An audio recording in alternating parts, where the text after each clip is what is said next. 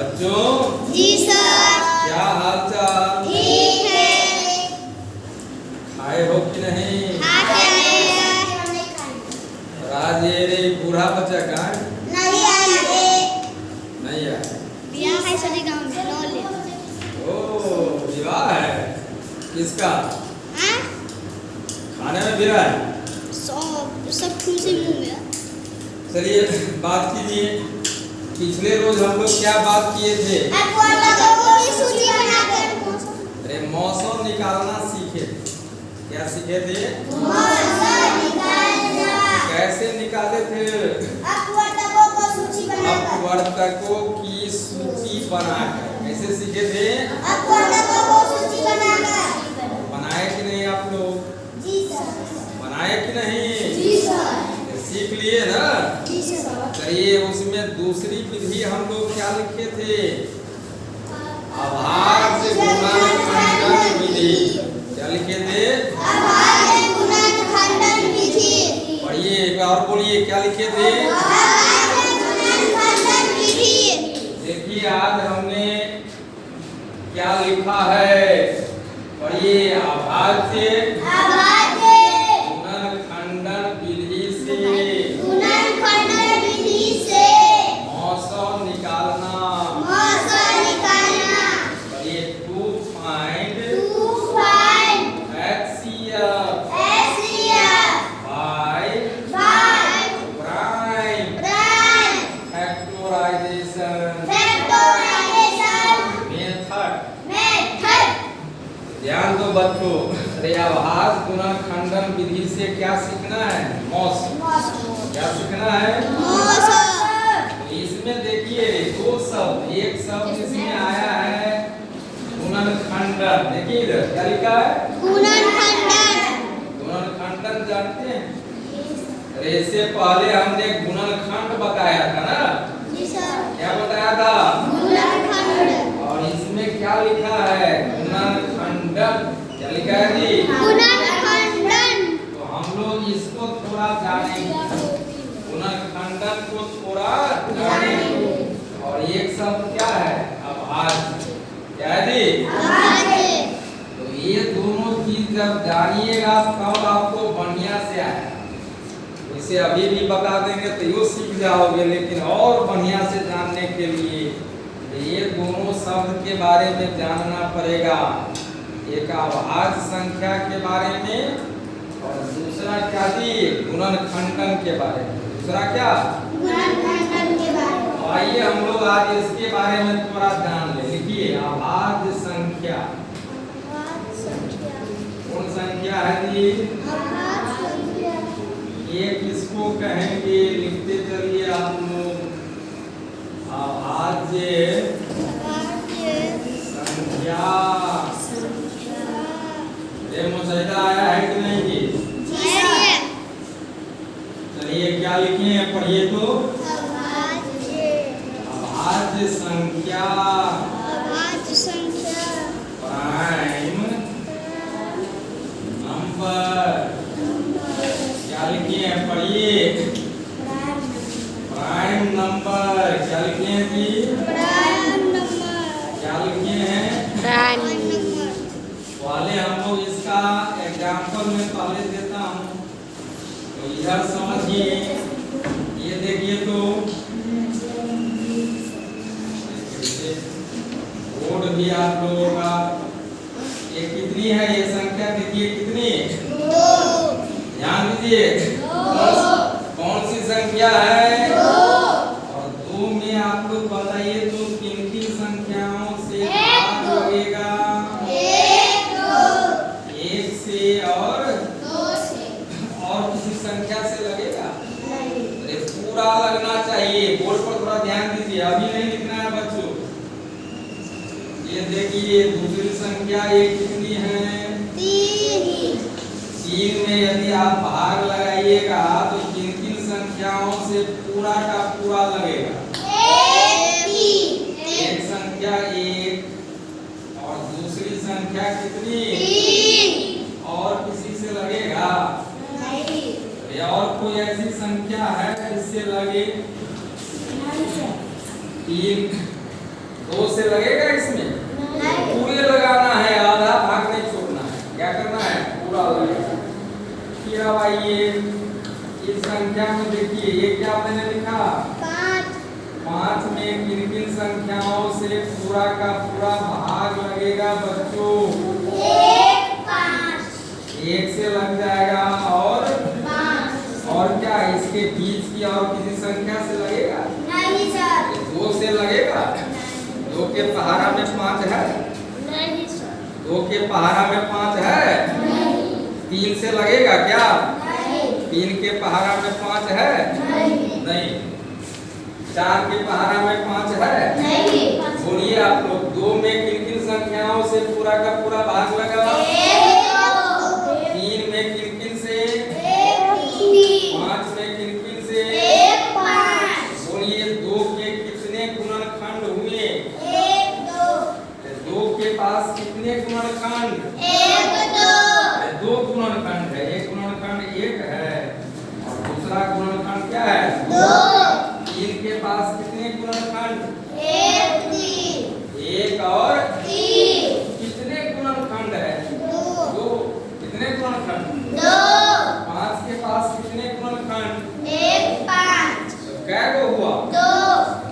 चलिए इसी को रे, जिन संख्या के पास केवल 2 गुणनखंड होता है, जिन संख्या के पास केवल कितना? 2 गुणनखंड होता है, उसको क्या कहते हैं? अभाज्य संख्या। क्या कहते हैं? तो क्या लिखिएगा? वह संख्या जिसका केवल 2 गुणनखंड होता है, वह संख्या जिसका केवल, उसे क्या कहेंगे? अभाज्य संख्या। क्या कहिएगा? क्या लिखिए? बोलिए तो। वह संख्या, क्या लिखिए? बोलिए, बताइए। वह संख्या जिसका केवल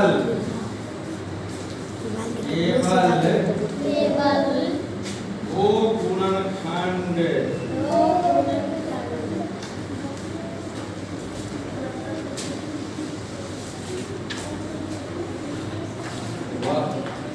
गुणनखंड का एक और नाम क्या बताए थे बच्चों? एक गुणनखंड का नाम भूल गया? अपवर्तक। क्या बताए थे? केवल 2 गुणनखंड होता है।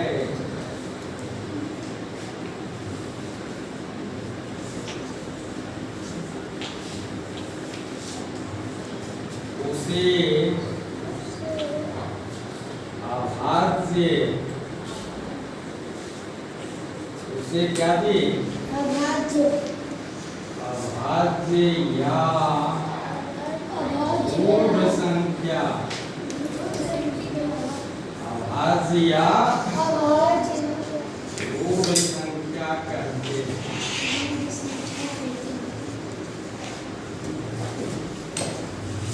अभाज्य या क्या कहेंगे बच्चों?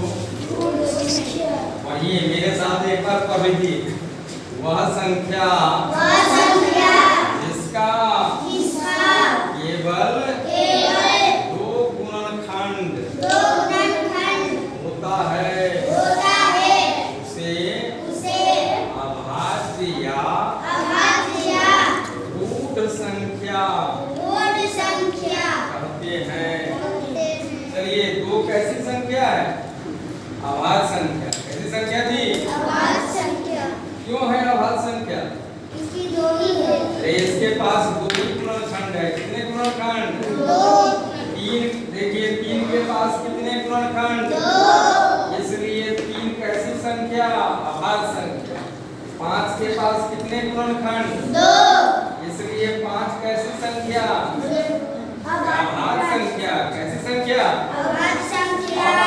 आप लोग हमें बताइए, 7 के पास कितने गुणनखंड होंगे बच्चों? 7 में किन किन संख्याओं से भाग लगेगा? 1 से और 7 से। और ऐसी संख्या बोलिए। 9 होगा क्या? 9 अभाज्य संख्या होगा? कैसे? देखिए तो 9 को थोड़ा बार चेक कर लीजिए तो 9 में यदि हम भाग लगा दें तो 1 से लगेगा, 3 से भी लग जाता है और 9 से भी लगेगा, तो 3 गुणनखंड हो गया। कितना गुणनखंड? आभाज्य संख्या होगा जिसके पास सिर्फ 2 गुणनखंड हो। जिसके पास कितने? बोलिए 9 होगा आभाज्य संख्या? चलिए हटाते हैं। तो क्या 7 के बाद कौन होगा? 11 के बाद चेक कीजिए आप लोग बच्चों। 11 में कौन कौन से भाग? 11 से 13 में लगाइए तो कितना लगेगा? 13 में किन किन संख्याओं से भाग लगेगा? और इसके बाद 15 होगा क्या? नहीं होगा। 17 में चेक कीजिए तो 17 में किन किन संख्याओं से भाग लगेगा? 1 और 17।